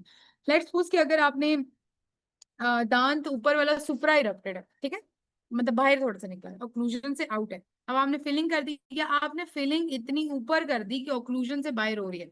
अब आप कॉन्टिन्यूस बंदा चबा रहा है, बाइट कर रहा है, उस पर फोर्सेस लग रही हैं, साथ ही वहां पे क्या होगा कि अमेल्गम डिचिंग स्टार्ट हो जाएगी। वो डिचेस बनेंगे, वो डिचेस जाके फर्दर आगे पाथवे प्रोवाइड करेंगे, माइक्रो लीकेज होगी और आपका सेकेंडरी केरीज का प्रोसेस होगा, और दांत या तो क्रैक कर जाएगा या फिलिंग खराब हो जाएगी, नीचे से ही दांत खराब हो जाएगा, ठीक है। तो अमेल्गम फ्लो करती है, प्रोट्रूजन ऑफ मार्जिन्स करती है, fracture of the unsupported edges causes ditch formation. ये एच क्यों फ्रैक्चर करते हैं, ये भी एमसीक्यूज आता है। तो क्या रीजन है, कोई भी थिन सेक्शन के ऊपर एनामल नहीं अमेल्गम नहीं जाएगी, रीजन इज क्योंकि उसकी टेंसाइल स्ट्रेंथ बहुत कम है। तो ये सारे नॉलेज को को रिलेट करें अब आप सब, ठीक है। ये एक बड़ी अच्छी पिक्चर है, आप लोग देखें, ये एक डिच नजर आ रहा है, ये सेकेंडरी केरीज हुई, इसके ऊपर फिलिंग की होगी डेफिनेटली उन्होंने, बट निकल गया, ठीक है, ये सेकेंडरी केरीज है। यहाँ पे देखिए, ये फिलिंग का मार्जिन इस तरह से इन्होंने खाली छोड़ा हुआ है, ऐसा नहीं हो सकता कि ये खाली छोड़ के रहे, ठीक है। तो ये इन्होंने छोड़ा तो नहीं होगा डेफिनेटली, इसका क्या मतलब है कि बाइट कर करके ये जो डिचेस नजर आ रहे हैं सारे, ये डिच डिच डिच सारे, कि इस तरह से तो फिलिंग नहीं होती है। अमेल्गम आप लोगों ने देखी होगी, बड़ी प्यारी खूबसूरत सी फिलिंग करते होते हैं। तो अब ये मार्जिन यहाँ से बन के जब ये डब्बा ये किनारे खड़े होने शुरू हो गए, ठीक है। और इधर से क्योंकि थिन सेक्शन पे थी तो जब चक लगा उस जगह पे तो वो जगह सारी निकल गई, यहाँ से ये सारी अमेलगम निकल गई। असूलन इधर अमेलगम नहीं फिल करनी चाहिए, इधर नहीं फिल करनी चाहिए, क्योंकि अमेलगम के लिए स्पेसिफिक कैविटी प्रेपरेशन चाहिए होती है। अब आप इधर देखें साइड पे, अगर ये क्लास 2 प्रेपरेशन है, क्लास 2 कैविटी है, तो ये साइड पे सारी सेकेंडरी केरीज है, ठीक है। और इतनी ज्यादा ओवरहैंग रेस्टोरेशन, देखो यहाँ तक रेस्टोरेशन होनी चाहिए थी इधर तक, ठीक है, लेकिन यहाँ से लेकर ये यहाँ तक निकली भी है बाहर सारे। तब ये जो इसकी प्रॉब्लम आई है वो किस वजह से आई है, क्योंकि बार बार कॉन्टिन्यूस इस पे इंट्राऑरल स्ट्रेसेस लगे हैं, ये बाहर आ गई है, उसकी वजह से ओवरहैंग हो गया। अब पेशेंट शिकायत करेगा कि मुझे यहाँ से म्यूकोजा मेरा स्वेल कर रहा है, ये मुझे अब दर्द होना शुरू हो गया है। तो अब क्या से आपको खुद आपको मिल जाएगा, हाँ जी ये देखिए ये सारे मार्जिन क्लियर है, ये मार्जिन के अंदर से बैक्टीरिया अंदर गया और नीचे जाके उसने अपना काम किया, ठीक है। आगे चलो, क्रीप क्लियर हो गया आप लोगों को? Yes ma'am. ओके, दूसरे बच्चे को क्लियर हो गया? यस मैम, मेरा नेट थोड़ा स्लो है तो आप आपको समझ कंटिन्यू। आ रही है फिर सर? जी जी। ठीक है, कोई मसला नहीं, कहीं पे ना समझ आए तो आप मुझे रोक सकते हैं, मैं रिपीट कर दूंगी, ठीक है। ओके। अच्छा, नाउ हमारे पास है क्रोजन। क्रोजन क्या होती है कि gamma two conventional amalgam is electrochemically reactive. अब देखो फिर से कल्प्रिट आ गया गैमा टू, ये फिर से प्रॉब्लम कर रहा है। अब गैमा टू क्या कर रहा है, यही क्रोजन कॉज कर रहा है, इलेक्ट्रोकेमिकली रिएक्टिव होती है। Gamma two break down to form tin containing corrosion product. Gamma two का आपको फेज देखो कि क्या चीज गैमा टू थी, यहाँ पे मैं सिल्वर और टिन, ये जो सिल्वर टिन है ये ब्रेक डाउन करता है किसमें, टिन और टिन के प्रोडक्ट्स है ना, ये फर्दर क्रोजन कॉज करते हैं। ये जो अनरिएक्टेड मरकरी है मे बी इंटेस्टेड। अब ये कितना बड़ा प्रॉब्लम है हमारे पास की जो मरकरी है, ये तो हमें नहीं खाना ना, पेशेंट को हमने तो नहीं कहना कि खा लो तुम मरकरी। मरकरी की इसी वजह से टॉक्सिसिटी है, न्यूरोटॉक्सिक है, वो है नेफ्रोटॉक्सिक है, आपको स्किन की एलर्जीज कॉज कर सकता है, जीआईटी प्रॉब्लम कॉज कर सकता है, ठीक है। तो ये तो हमने नहीं करवाना। तो ये जो मरकरी यहाँ से निकला ये तो अनरिएक्टेड फॉर्म में इंजेस्ट कर सकता है, पेशेंट खा सकता है। इसके अलावा poor appearance, loss of mechanical properties, ditching बन जाती है, वही अगेन हमने बात कर दी। Restoration tooth interface accumulation, marginal seal loss हो जाती है। ये जो रेस्टोरेशन टूथ इंटरफेस एक्यूमुलेशन, इसका क्या मतलब, इंटरफेस कहते हैं जहाँ दो चीजें मिले, ठीक है, टूथ और रेस्टोरेशन का इंटरफेस। तो ये वो बात की रेस्टोरेशन टूथ इंटरफेस एक्यूमुलेशन, ठीक है, एक्यूमुलेशन बैक्टीरिया आ गया उसके अंदर। Copper in phase less prone to corrosion than gamma two. तो ये एक लाइन याद रखनी है, कौन सा फेज, ये कॉपर इन फेज कौन सा है, जो गैमा टू को जिसने रिप्लेस किया था, तो वो फेज क्रोजन के लिए लेस पोटेंट है, लेस प्रोन है गैमा टू से, ठीक है। तो ये जो इलेक्ट्रोकेमिकली रिएक्टिव किससे कहते हैं, मतलब गैमा टू होती है इलेक्ट्रोकेमिकल, किसे किस चीज को कहते हैं, जो इलेक्ट्रिकली रिएक्ट कर सके। अब हमारे मुंह में कोई बिजली की तारें तो जा नहीं रही, ठीक है, कहाँ से इलेक्ट्रिसिटी आ रही है, जब भी दो ऑपोजिट मेटल्स लगते हैं, हमने केमिस्ट्री में कॉन्सेप्ट पढ़ा ना, एनोड कैथोड के वर्ड पढ़े होंगे। तो एनोड कैथोड क्या करता है, एक पॉजिटिव एक नेगेटिव, वो टर्मिनल जैसे ही हम मिलते हैं आपस में, साथ ही आपको करंट चलना शुरू हो जाते हैं। तो मुंह के अंदर तो आप बिजली की तारें नहीं लगा रहे, मुंह के अंदर आप क्या करें, जैसे ही वो दोनों ऑपोजिट आपने मेटल्स जोड़े, तो वो एक एनोड के तौर पे एक्ट करेगा, एक कैथोड के तौर पे, और साथ ही एक चीज से हट के, यानी एक फीलिंग खत्म होएगी और दूसरी फीलिंग बढ़ती जाएगी। यही कॉन्सेप्ट होता है इलेक्ट्रोलाइटिक सारी चीजों का। केमिस्ट्री में पढ़ा था, आगे हम आगे पढ़ लेते हैं, कोई मसला नहीं, उसको क्लियर कर दी। क्रोजन का इतना ही है, बाकी कुछ नहीं है। टाइप्स है क्रोजन की कि आपको अच्छे से आनी चाहिए, इसमें से अब एमसीक्यूज आएगा। जो इंपॉर्टेंट थिंग याद रखनी थी पिछली स्लाइड से वो ये थी कि गैमा टू कॉज करती है क्रोजन, ठीक है। हमारे पास क्रोजन डेंटल मैग में कितने टाइप्स की होती है, दो टाइप्स की होती है, एक केमिकल क्रोजन होती है और एक इलेक्ट्रोकेमिकल होती है। केमिकल क्रोजन का क्या मतलब है कि occurs most notably on the occlusal surface and produces a black, silver, tin, tarnish film। ये याद रख लेना, केमिकल क्रोजन से ब्लैकिश से फिल्म आ जाएगी ओक्लूजली, ठीक है, बाकी कहीं नहीं होगी। जो इलेक्ट्रोकेमिकल है, it is important mechanism of amalgam corrosion and has potential to occur विचुअली anywhere or within the set of amalgam. अब ये कहीं भी हो सकती है, पेशेंट आएगा आप देखोगी तो ये कहीं पे आपको दिख जाएगा, बकली कहीं पे, लिंगोली, इवन कैविटी के अंदर, ठीक है, कहीं भी हो सकते हैं, लेकिन केमिकल के लिए वो क्लूजली होना जरूरी है। Electrochemical corrosion occur whenever chemically different sides x at anode cathode, ये मैंने दोबारा बात अभी पीछे भी की है कि दो चीजें, एक एनोड एक्कर है, एक कैथोड एक्कर है, तो उसकी वजह से आपके पास दो अलग अलग पोटेंशियल्स क्रिएट हो जाते हैं, जो इधर से इलेक्ट्रॉन निकल के इस पे जाएंगे। जब इलेक्ट्रॉन हम बात करें तो इसका मतलब मेटल निकल रहा है, मेटल एनोड से कैथोड पे जाएगा, ये एनोड कम होता जाएगा, कैथोड बढ़ता जाएगा। तो जब एक चीज कम हो रही है, एक चीज बढ़ रही है, तो वो प्रोट्यूप्लेशन वाला प्रोसेस हो गया ना, कि श्रिंक और एक्सपैंड वाला।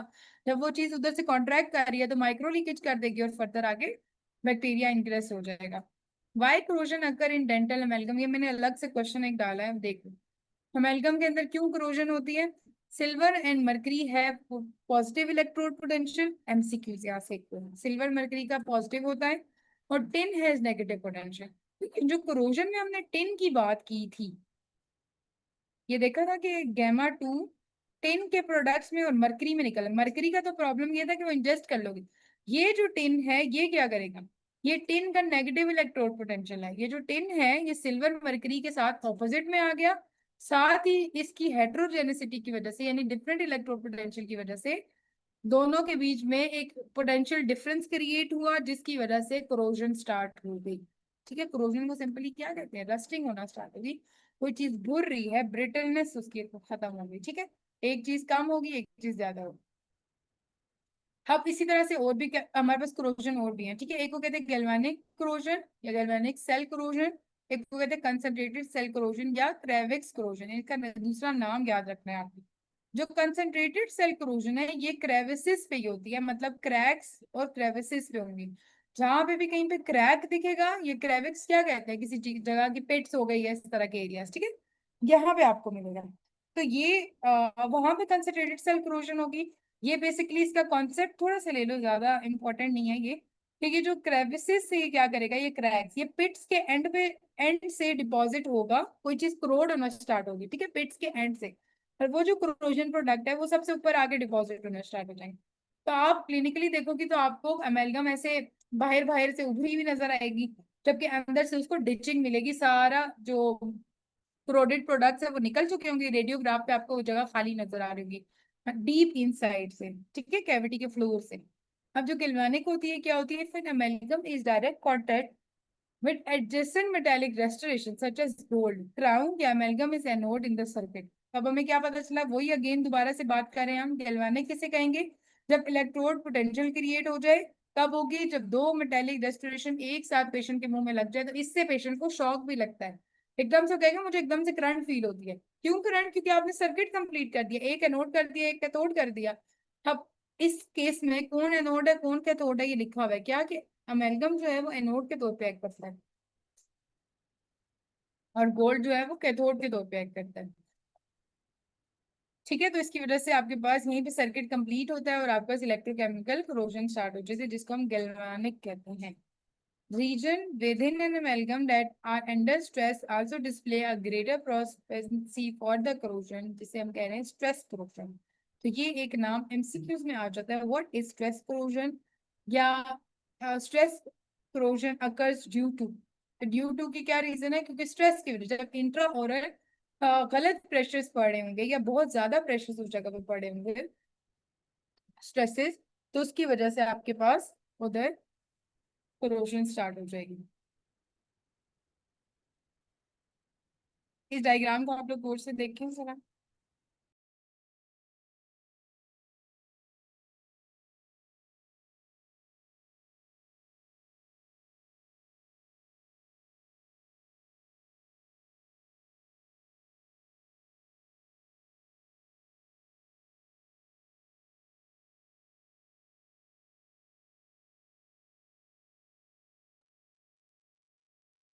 ये हमारे पास डिफरेंट पॉइंट्स के ऊपर इन्होंने क्या गैल्वेनिक क्रोजन हो रही है। ये क्रेविसेस के ऊपर देख रही है लाइन से जो लगी हुई, यहाँ पे हमारे पास क्रेविक्स क्रोजन है, यहाँ पे क्रेविक्स है।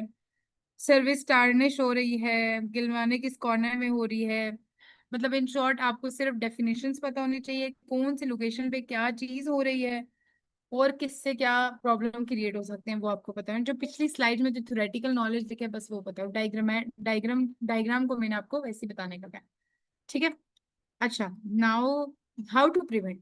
अब ये भी तो इम्पोर्टेंट है कि हमने इतना इतना बुराइयां कर दी इसकी, तो हम भाई टीचर हमें बताएं भी कि किस तरह से प्रिवेंट करेंगे हम इसको।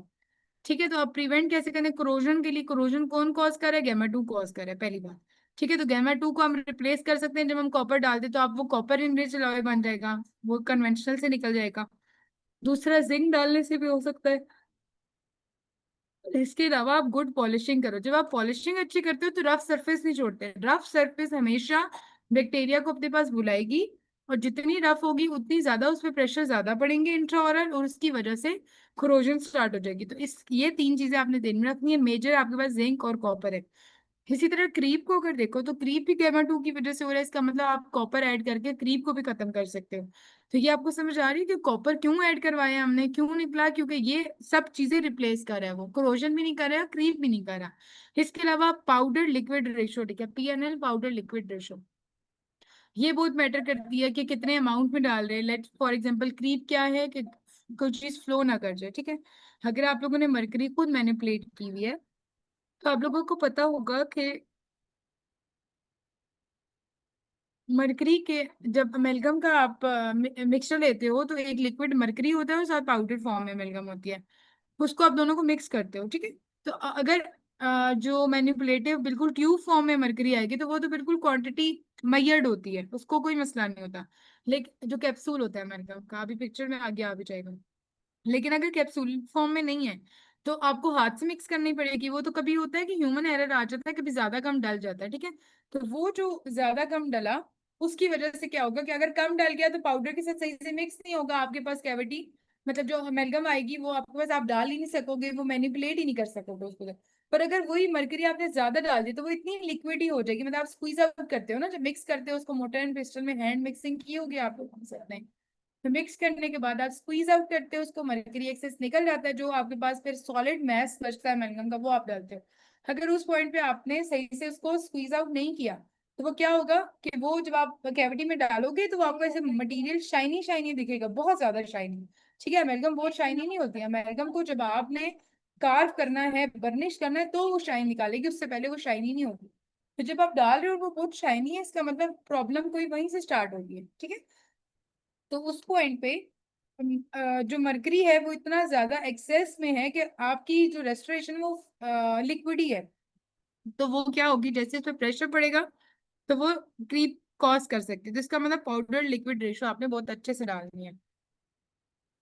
1 सेकेंड।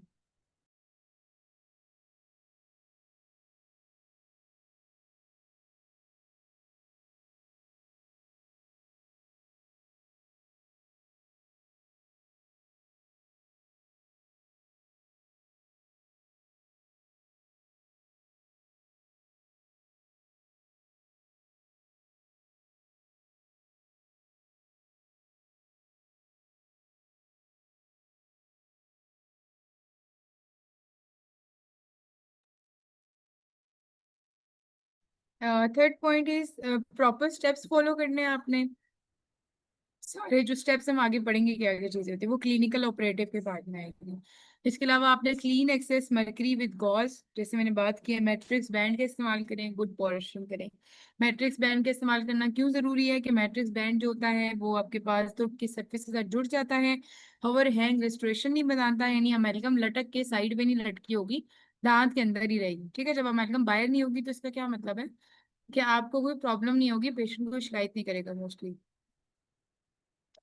अभी आप लोगों ने खुद याद करना है कहाँ कहाँ जरूरी होती है, बेसिक सिर्फ बात आपको मेजर पता होनी चाहिए कि एस्थेटिक एरियाज में आप नहीं दोगे। ठीक है, तो class one class two restoration आप इससे करते हो। आगे हम क्लास वन क्लास टू क्या होती है आई होप आपको क्लियर होंगे, नहीं है तो हम आगे पढ़ लेंगे।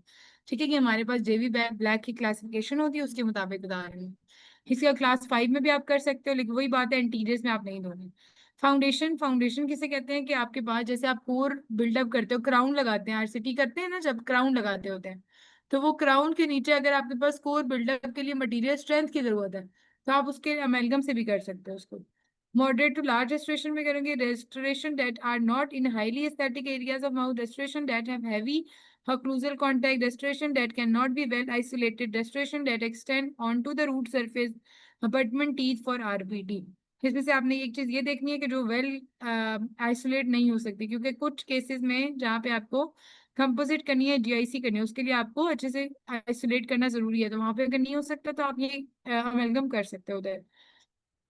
इसके अलावा आपने रूट सरफेस पे भी आप ये कर सकते हो, और आरपीडी के अंदर यानी आपके पास रिमूवल पार्शियल डेंचर के केस में अबटमेंट टी जिसके ऊपर आपने डेंचर बेसिकली रखना है, ठीक है, उसको भी आप इससे बिल्ड कर सकते हो। ये जनरलाइज सी हैं, आपको मेजर ये पता होना चाहिए कहाँ आपने देनी है, ठीक है, बेसिक बेसिक से। इसके अलावा कंट्रा इंडिकेशन है, कहाँ पहली कंट्रा इंडिकेशन तो मैं इतनी देर से बोली जा रही हूँ कि एस्थेटिक एरियाज में नहीं देनी। इसके अलावा small to moderate class 1 class 2 में क्यों नहीं देनी, क्योंकि क्लास सॉरी अमेलगम के लिए क्लास 1 हो या क्लास 2 हो, अमेलगम के लिए स्पेसिफिकली आपको कैविटी प्रेप बहुत आला करनी पड़ती है, बहुत स्पेसिफिक करनी पड़ती है। आपको फ्लोर फ्लैट करना है, तो आप अगर छोटी सी रेस्टोरेशन है, छोटी सी कैविटी है, ठीक है, तो उसमें आप नहीं दोगे। क्यों? क्योंकि मैंने क्या बताया था कि आपको मेंटेन करना पड़ता है डेप्थ ऑफ द रेस्टोरेशन। हाँ, डेप्थ ऑफ द कैविटी भी, मतलब 1.5 to 2 mm आपको चाहिए कि अमेलगम फिल हो। इससे कम होगी तो अमेलगम डिसलॉज हो जाएगी। इसके अलावा आपको स्मॉल क्लास 6 कैविटीज में भी आप दे सकते हो। अगर आप लोगों को जेबी ब्लैक की क्लासिफिकेशन नहीं याद तो एक बार गूगल करना, आप लोगों को मिल जाएगी, वरना हमारा अलग टॉपिक है ऑपरेटिव के पार्ट में, वो हम कवर करेंगे। नाउ एडवांटेजेस क्या है? सबसे मेजर एडवांटेज मैं इतनी देर से आपको बता रही हूँ कि आपके पास जो इसकी स्ट्रेंथ है वो बहुत अच्छी है। इसके अलावा आपका पोस्टीरियरली ये डिस्लॉज ज्यादा नहीं होती, कंप्रेसिव स्ट्रेंथ अच्छी है, इजी टू यूज है, वेयर रेजिस्टेंस अच्छी है। मतलब कंपोजिट के केस में पेशेंट आ जाता है, जी मैं एप्पल खा रहा था, मैं फलाना खा रहा था, सामने से उतर गई है हमारी रेस्पिरेशन।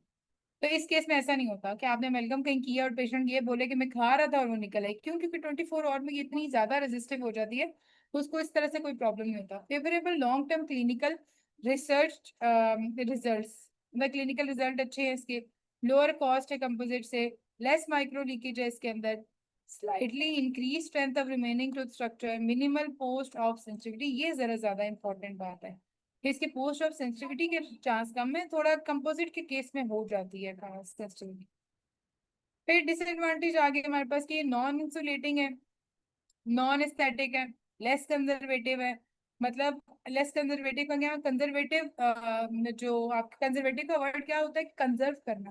तो ये लेस कंजर्वेटिव है, मतलब ये कंजर्व नहीं करी किसको, टूथ स्ट्रक्चर को नहीं करी। मैंने अभी क्या बोला कि आपको स्पेसिफिक कैविटी प्रेप की जरूरत है। तो जो स्पेसिफिक बोल रही हूँ कि आपको अच्छा भला दांत हटाना पड़ता है अगर आपकी कैविटी नहीं है, स्मॉल कैविटी अभी हमने लिखा था ना कि कंट्राइंडिकेशन है स्मॉल क्लास 1, क्यों नहीं करनी, क्योंकि आपको हटाना पड़ेगा दांत।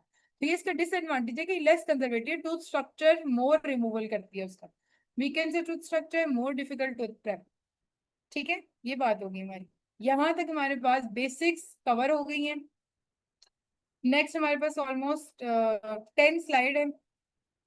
आप लोग 2 मिनट का गैप ले लें, 2 मिनट बाद यहाँ तक कोई प्रॉब्लम है तो मुझसे पूछे, क्योंकि आगे इसकी मैनिपुलेशन का टॉपिक है वो मैं स्टार्ट कर दूँ। ठीक है, 2 मिनट ले लें आप लोग। क्वेश्चन है कि जी कंपोजिट जी, वाली फीलिंग ज्यादा अरसा रहती है या फिर अमेलगम वाली? ये बेटा डिपेंड करता है एक तो पहले क्लिनिशियन पे, ठीक है। जो मैंने अपनी करियर लाइफ में देखा है वो ये है कि अमेलगम ही पेशेंट हमारे पास आया है कि पिछले 9 साल से हुई भी है, ये 6 साल से हुई है। और ऐसे भी पेशेंट आए हैं जो कह रहे हो कि मैंने 10 साल से कंपोजिट कराई है। ठीक है, तो आपके पास टोटल जो क्लिनिशियन की स्किल्स है उस पर डिपेंड करता है। हाँ, आपने अच्छी रेस्टोरेशन की है तो दोनों रेस्टोरेशन रहेंगी, कहीं नहीं जाएंगी। हाँ, कंपैरिजन की बात करते हो तो आज के दौर में कंपोजिट को ज्यादा प्रेफर किया जाता है। डजन मीन कि अमेलगम नहीं होती, अमेलगम भी होती है, बट स्पेसिफिक उसकी इंडिकेशन अलग कर दी है कि आप रिमोट एरिया में हो तो कर दो, आपको कंपोजिट जहाँ पे आपको स्ट्रेंथ ना दे रहे हो आप वहां कर दो। बट अब हमारे पास न्यू कंपोजिट्स ऐसे भी आ गए जिनकी स्ट्रेंथ भी बहुत अच्छी है, तो इसलिए हम ज्यादा नहीं जाते अमेलगम पे।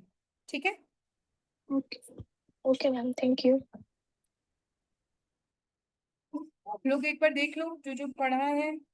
कोई नोट डाउन कर रहे हो या क्या कर रहे हो? आप लोग सिर्फ सुन रहे हो?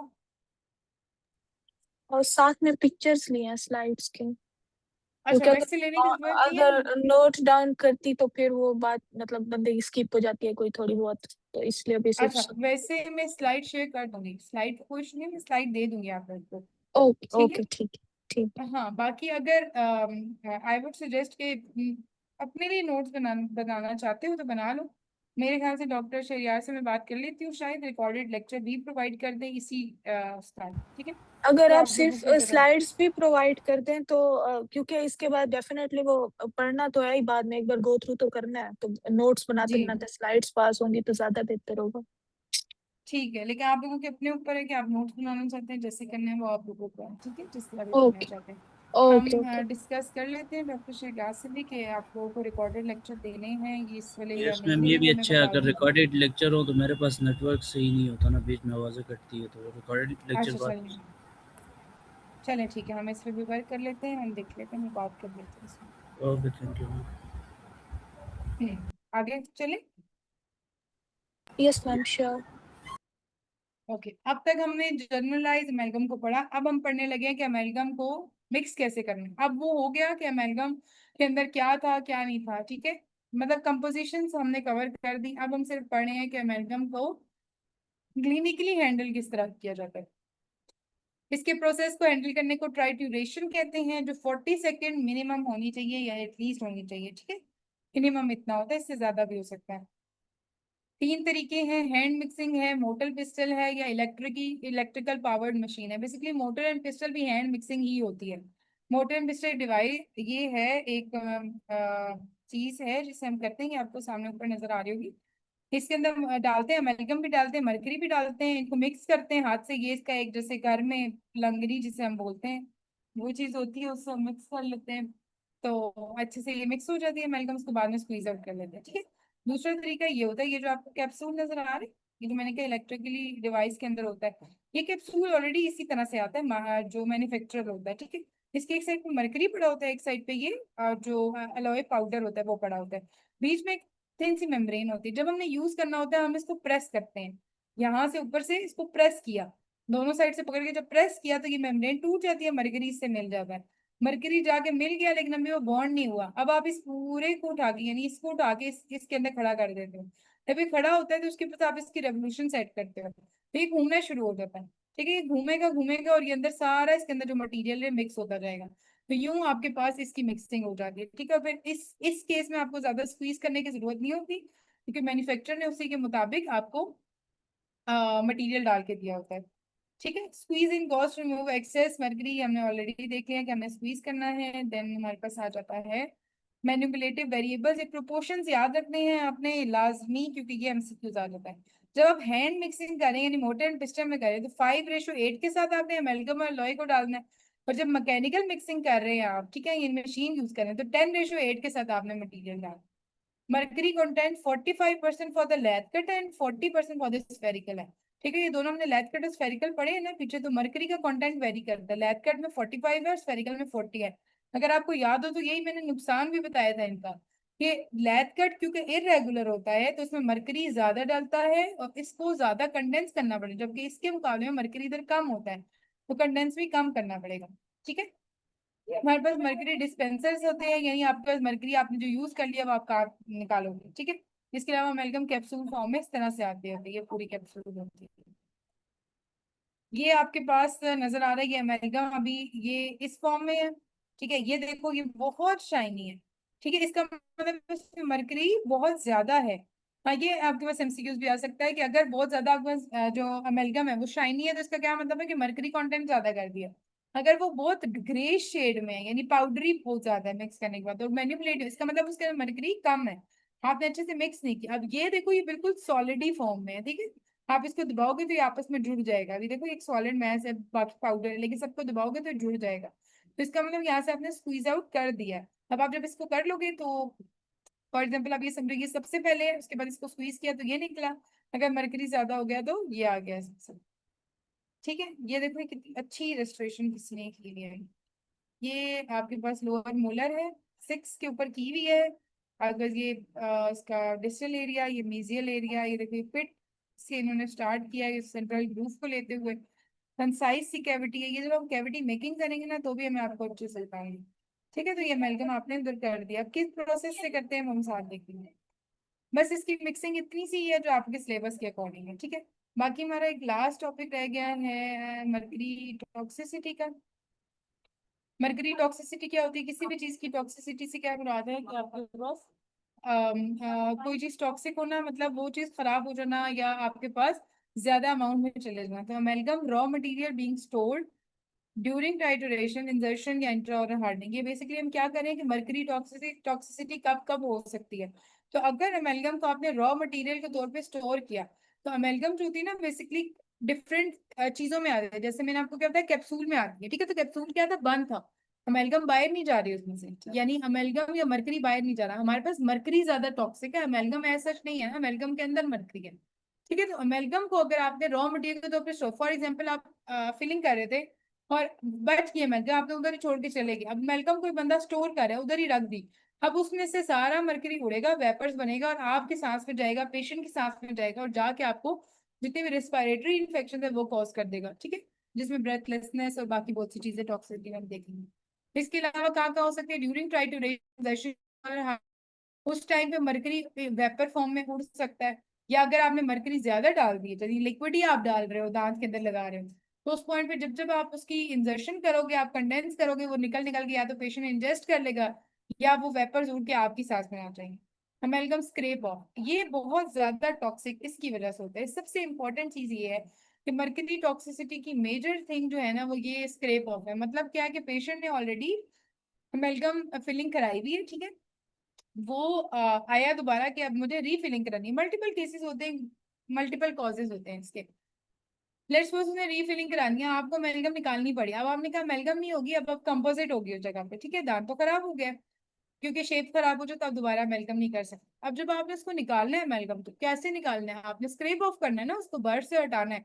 अब उस पॉइंट पे इतने ज्यादा मरकरी के वेपर्स उड़ेंगे जो आपकी सांस है, जो दैट थिंग आपने उधर डबल मास्क करने हैं, पेशेंट की आइसोलेशन अच्छी करनी है ताकि जो अमेलगम निकल है वो इंजेस्ट ना कर दे, रबर डैम अच्छी लगी हो, सक्शन अच्छी हो कि फौरन से सक करती जाए उसको, इधर उधर ना गिरे, ठीक है। फिनिशिंग पॉलिशिंग के टाइम पे जब आप बर्निशर यूज कर रहे होते हो मोस्टली, तो क्या होता है कि आपके पास जो बर्निशर है उसकी वजह से मरकरी टॉप पे आ जाता है, तो मरकरी की एक्सेस लेयर बर्निशर हटा रहा होता है। ये एमसीक्यूज के लिए नोट डाउन कर लो अपने पास, शायद मैंने यहाँ ना लिखा हो, बट मैं एमसीक्यूज जब बनाऊंगी तो मैं डाल दूंगी उस चीज में कि बर्निशिंग जब हम करते हैं ना तो उससे हम मरकरी की लेयर साइड पे कर रहे होते हैं टॉप पे।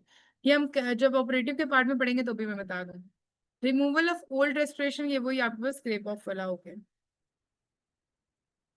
ये देखो ये डिफरेंट चीजें लिखी है कि आप लोग कुछ स्लाइड में दूंगी, आप लोग खुद गौर से देखना कि प्री कैप्सुलेटेड यहाँ पे पड़ा है, अमेल्गमेटेड एरोसोल इधर से आ रहे हैं। देखो ये वो चीज है, फॉर एग्जाम्पल अमेल्गम आपने बचा के रख दी, उधर से सारे एरोसोल्स है, स्क्रेप ऑफ किया आपने ब्रैकेट टेबल के ऊपर। इसके अलावा अमेल्गम स्क्रेप ऑफ कंटेनर में रखी हुई है, ठीक है। तो ये सब चीजें टॉक्सिसिटी कॉज करेगी। Allergy responses represent N antigen antibody reaction, यानी आपके पास क्या हो सकता है, टॉक्सिसिटी एलर्जी रिस्पॉन्सेज हो सकते हैं जिसमें एंटीजन एंटीबॉडी रिएक्शन हो सकता है, जिसमें टाइप 4 हाइपर सेंसिटिविटी रिएक्शन होते हैं मेजरली। ये एमसीक्यूज के लिए ये याद रखना है कि एलर्जी जो होती है वो किस फॉर्म में होती है, हाइपर सेंसिटिविटी टाइप 4 का रिएक्शन होगी कॉम्बिनेशन के साथ, और या कॉन्टैक्ट डर्माटाइटिस हो सकता है, ठीक है। ये पेशेंट को ज्यादा ये स्किन एलर्जीज की बात है। बाकी इसके अलावा न्यूरोटॉक्सिसिटी होती है, यानी आपके ब्रेन को इफेक्ट कर सकता है अगर ज्यादा अमाउंट मिलेगी। नेफ्रोटॉक्सिसिटी होती है, किडनी को इफेक्ट कर सकता है, रिस्पायरेटरी सिस्टम में इफेक्ट कर सकता है, ठीक है। ये सब कॉजेज हो सकते हैं इसमें। अब हमने पढ़ लिया कि टॉक्सिक होते हैं, तो इसकी हाइजीन रिकमेंडेशन क्या है। तब आपको मैं सिर्फ रीड आउट करूंगी, ये मैं ऑलरेडी बोल चुकी हूँ, ठीक है, ये सारी चीजें। तो आपने क्या, वेंटिलेशन अच्छी करनी है, मतलब आप जिस टेबल पे बैठ के मरकरी की मैनिपुलेशन कर रहे हैं वो वेंटिलेटेड एरिया हो, खिड़की के पास हो ताकि जितने वेपर्स हो बाहर निकल जाए। मॉनिटर ऑफिस, हमारे पास मरकरी के मॉनिटर डिवाइसेस आती हैं जो आप अपने क्लिनिक में लगाते हो, तो वो आपको बताते हैं कि आपके वेपर एरिया इधर कितना है। ये बेसिकली ज्यादा इंपॉर्टेंट उनके लिए जो हॉस्पिटलाइज्ड एरिया में काम करें, जिधर काम, जैसे फॉर एग्जांपल हम क्लिनिकली प्रैक्टिस करते हैं, ठीक है। पाकिस्तान में तो इसी तरह होता है, जितने भी डेंटल कॉलेजेस हैं उधर आपके पास मरकरी की रेस्टोरेशन करने का कोटा होता है प्रॉपर। मुझे बाहर का अब्रॉड का नहीं पता कि आप लोगों ने किए हैं मरकरी के नहीं किए, मतलब अमेलगम की फीलिंग्स, देखिए यहाँ पे बकायदा करते हैं। तो इधर मॉनिटर्स लगे होते हैं, वो क्या करते हैं, उनकी लिमिट होती है, वो 8 और शिफ्ट के बाद 50 माइक्रोग्राम पर मीटर क्यूब की देखते हैं, 40 और शिफ्ट के बाद क्या क्या चीजें, मतलब एक एनालाइजर होता है, वो अच्छे से देख रहा होता है कि मरकरी के वेपर ज्यादा तो नहीं हो गए। अगर जिस दिन ज्यादा हो गए तो वेंटिलेशन प्रॉपर की जाती है। मॉनिटर पर्सन मतलब आपके पास, आप पीरियोडिक एनालिसिस अपने आप की भी करो, और इसके अलावा आपके पास ऑफिस डिजाइन ऐसा रखो कि आपके पास स्पिल कंटेमिनेशन और क्लीन अप करने का अच्छे से, फॉर एग्जांपल आपके पास हाँ जो एरिया है वो कारपेटेड ना हो। कारपेट होगा तो क्या होगा, मरकरी या अमेलगम आपसे गिरी तो वो नीचे कारपेट में अटक जाएगी, वो तो नहीं निकलेगी, तो इस तरह का आपने इन चीजों से अवॉइड करना है, ज्यादा कर्टन ना लगे हो जिसमें जाके वेपर्स अटक जाए। ठीक है, तो आपने क्लीन अप अच्छे से करना है। प्री कैप्सुलेटेड अलॉयज का यूज करें ताकि उसमें नुकसान कम होता है। अमेलगमेटर जिधर आप कर रहे हैं जिसके, उसको कवर करके रखें, हैंडलिंग केयर से करें, स्किन के साथ अपनी कांटेक्ट में ना लाएं, ग्लव्स पहन के करें। इवैक्यूएशन सिस्टम यानी आपका हाई सेक्शन का यूज करें, और जितने भी आपका सेक्शन अगर आप कर रहे हैं तो उससे भी आपके पास जो सेक्शन किधर जा रही है, सेक्शन करके यूनिट में ही जा रही है ना, डेंटल यूनिट में, तो उसके अंदर भी अटक सकता है ना, तो उसको भी क्लीनिंग के प्रॉपर बंदे होते हैं, उनको पता होता है जैसे क्लीन करना है। तो वो अच्छे से आप लोग उनका क्लीन कराएं ताकि ये सारे प्रॉब्लम्स ना आए हमारे पास। ठीक है, बस ही। तो ये बेसिक सा था, इसमें से एमसीक्यूज कोई आ सकता है। जो आपके पास डेंटल मार्केट जो हाइजीन रिकमेंडेशन है उसकी, तो आपको बेसिक से पता हो कि आप क्या क्या चीजें कर सकते हो। बाकी अमेलगम टॉक्सिसिटी से क्या होता है वो चीज इंपॉर्टेंट है एमसीक्यूज के लिहाज से। ठीक है, और इसकी जो रेशोज है ये इंपॉर्टेंट है, ये एमसीक्यूज के पार्ट में आ सकती है। ठीक है, यहाँ तक क्लियर हो आप लोग? Yes ma'am. Yes ma'am. Cross questioning की जाए या बस छोड़ दिया जाए? जैसे आपको बेहतर लगे। आप लोग बता दें। मैम कल से करेंगे। चलो, ये मैं नेक्स्ट लेक्चर लूंगी, या अगर ये रिपीट हुआ तो मैं जरूर पूछ लूंगी कि ओके मैम। इसका क्या करना है। बाकी अगर अभी भी इस लेक्चर में कहीं भी कोई प्रॉब्लम आप लोगों को मिल रही हो, ठीक है, तो हम कोशिश करेंगे कि हम ये रिकॉर्डेड लेक्चर प्रोवाइड कर दें। देखिए, मैं सेकेंडरीली तौर पे बता रही हूँ, it's not confirm, I will discuss it then I will share you guys. और बाकी स्लाइड में मेरे उसमें है तो इसलिए मैं वो प्रोवाइड करूंगी लाजमी आप लोग को। बाकी आपके फेलोज को आप लोग खुद बता दें कि अगर वो आना चाहते हैं तो वो आ जाएं बेशक, ताकि एक साथ जब आपके फेलोज होते हैं ना तो आप अच्छे से पढ़ सकते हो, सारे एक दूसरे को गाइड कर सकते हो।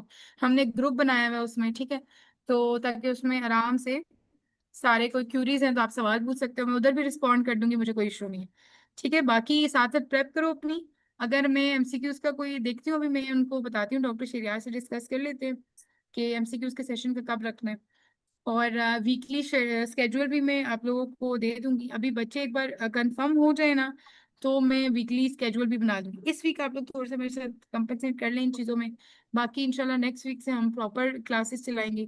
रिकॉर्डेड लेक्चर्स भी बीच में आएंगे, ठीक है, और लाइव सेशन भी आएंगे जैसे मैंने आज लिया है। बाकी आप लोग देख लेना, आप लोग अपनी रिकमेंडेशन देना कि हमने लाइव लेक्चर लेना है या